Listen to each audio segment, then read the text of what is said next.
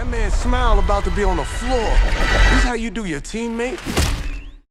It's easy to ignore him as just another sports movie, but really, it's Jordan Peele's haunting meditation on the devotion, rituals, and faith that's embedded in American football. Peele uncovers something spiritual underneath all of the roaring crowds and adrenaline-fueled plays. In this movie, football isn't just a pastime, it's more like a religion with its own commandments. It has its own temple and its own sacrifices. This psychological thriller turns the usually smelly, crowded locker room into a holy chamber. With Marlon Wayans as Isaiah White, the veteran football player with nothing to lose and a revered mentor, him questions the cost of devotion and how far you'd go for the sake of success. That's what we're going to take a look at today, and it's going to be a good one. But before we get into things, we do have a very small request. If you like our content, please support us by subscribing to the channel. It's a small click for you, but for us, it means a lot. Thank you. Let's begin. That's how great people think. The locker room as a sacred space. From its earliest frames, we're introduced to the world of him, where sport and spirituality are hopelessly intertwined. The locker room, traditionally a space of camaraderie and preparation, is a sacred chamber, standing at the cusp of real life in the game, and in those four walls, belief is forged. The players go from individuals to someone godlike depending on how they perform on the field. The cinematography reinforces this sacred aura. We get wide shots to capture the locker room's geometry. The rows of lockers are framed like pews, and the benches are like altars. The fluorescent light makes the locker room feel like a cathedral. All the slogans and mascots you see on the sidelines are more like commandments than sports slogans. Everything about this movie, from the way they showcase the GOATs that came before, to the way the camera lingers on the players as they get ready to head out, is full of religious imagery. Just like before a prayer, there's a moment of silence. This movie lingers in that silence, allowing us to feel that anxiety and that peace before the rush of the game hits us. The movie starts off with a banger, and yet somehow it feels like we're just watching these young men pray to a higher power so that they can make it. And it makes sense. The game is never about winning or losing, it's about getting scouted. It's about getting signed with a better offer. It's about changing everything about your life, your family's life, and your future in that one game. Even if you don't win the game, if you perform well, you'll get everything you ever wanted and more. That realization hangs heavy in the air, and that's why the game feels almost godlike. It's abstract, invisible, and of course, all-consuming. And Marlon Wayans' Isaiah reiterates this tone through and through. Look at it this way.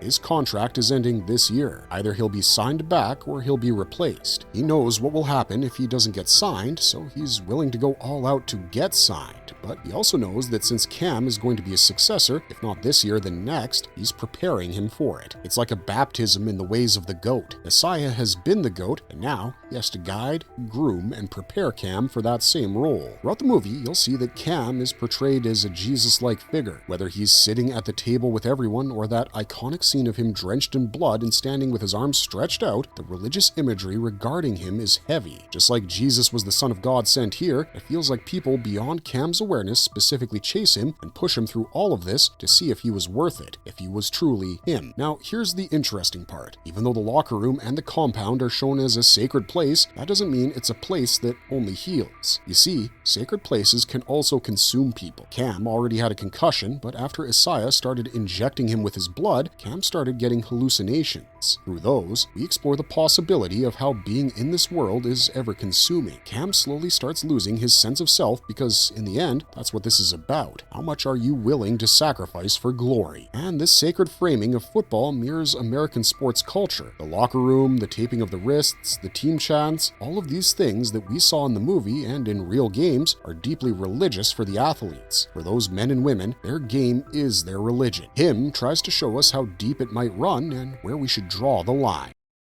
Coaches as priests, players as disciples. As crazy as it might be to think about, it's true in a lot of ways. Coaches have always been the priests. They guide the athletes through the world of sports, giving them pointers, holding them back, and helping them become better versions of themselves. Is that not what priests are there for? Priests are there to pray to God, yes, but they're also here as our guiding lights, directing us the right way to achieve the best possible outcome from this lifetime. So, if for priests, gaining the good karma results in us getting into heaven after we die, for coaches, doing good on the field results in the player getting drafted, which is almost heavenly for them. One game can change their life through and through, and without the coaches guiding them from the sidelines and egging them on, this wouldn't be possible. In this movie, The coach in question is none other than Isaiah. He's a nearly retired quarterback. He knows what needs to be done, what the life of a quarterback is like, and what it takes to reach that place. Now, of course, that little spot he's achieved for himself makes his life a lot easier. Money, women, audacity, he has it all. But now, it's being threatened by rising star Cam. Cam just might end up replacing Isaiah, but Isaiah isn't mad about it. He knows how these things go. Priests may change, but the temple remains the same, so he teaches Cam the way of worship. Discipline, courage, and sacrifice are the three things Cam needs to pull this off just right.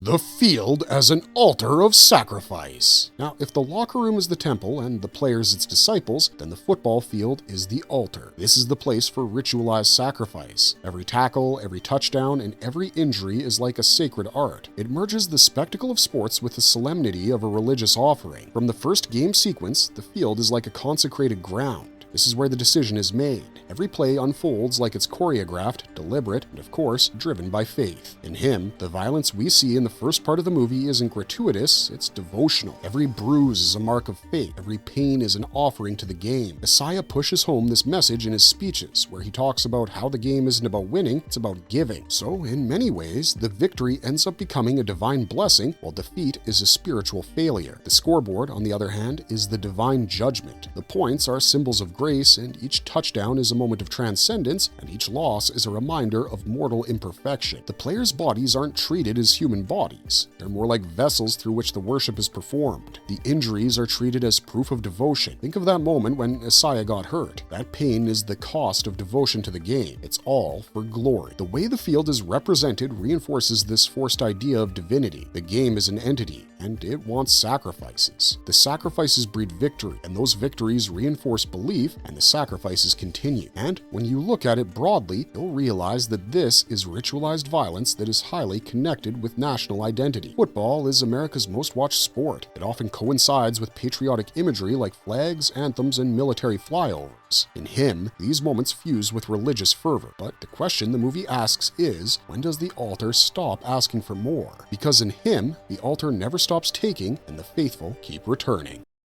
Fans as the congregation. Thinking along this line of thought, you can easily say where we're coming from when we say that the fans are the religious congregation. They fuel the faith. They are worshipers who are completely enraptured by the ritual. From the very first kickoff, the stadium is like a megachurch. Everyone is synchronized, rhythmic, and booming. They fill the air like hymns. The sound design of the movie makes all of those cheers sound like a liturgical chorus and a communal invocation. The crowd rises and falls together, and the stadium becomes a sort of cathedral. The rituals of the fandom are also explored in this movie, showing us how there's a mutual exchange of faith between the players and the fans. They are the ones witnessing the glorious and brutal sacrifices in the name of ritual. In a way, you could even say that the fandom is collective spirituality. The unity of a crowd reflects the transcendence of religious mass. In him, this energy becomes supernatural and almost cosmic. The sound mix layers chants into harmonic drones and creates an aura of mysticism. And the way the crowd reacts, their devotion to the players mirrors that of the players.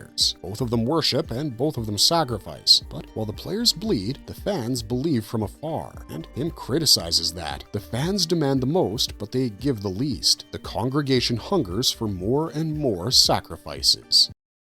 Peele's commentary, faith, power, and identity. And now we've come to the core of the movie. Him isn't just about football, it's about belief. It's about how systems of faith can shape identity and demand obedience while extracting sacrifice. Using the framework of sports, Peele dissects America's obsession with devotion, whether it's to spectacle, country, or religion. The faith in the game that the players have defines who they are. Their worth is tied to that devotion and that individuality. Peele parallels this with organized religion because this is where identity often merges with belief. He's not a believer in his craft, then who is Cam? Who is Isaiah without their craft? Through every ritual and hierarchy we're introduced to, Peele exposes how the faith systems control. Isaiah wields power and spiritual authority over every member of the team, dictating what's sacred and what is forbidden. Their power rests not on truth, but on conviction. The players obey them not because of understanding, but because of the fear of heresy. Peele doesn't condemn faith outright, though. Instead, he warns of its potential to blur into fanaticism. You also end up asking the important question of whether this life is empowering or enslaving. Because Cam leaves everything broken by merging both religion and sport together, he becomes a mirror of modern spirituality. We crave meaning, transcendence, and community. Every temple we create will always cast a shadow.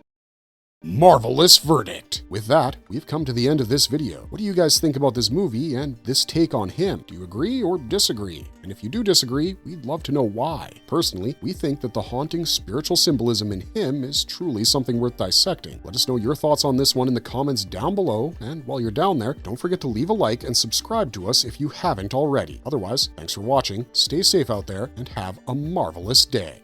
What are you willing to sacrifice?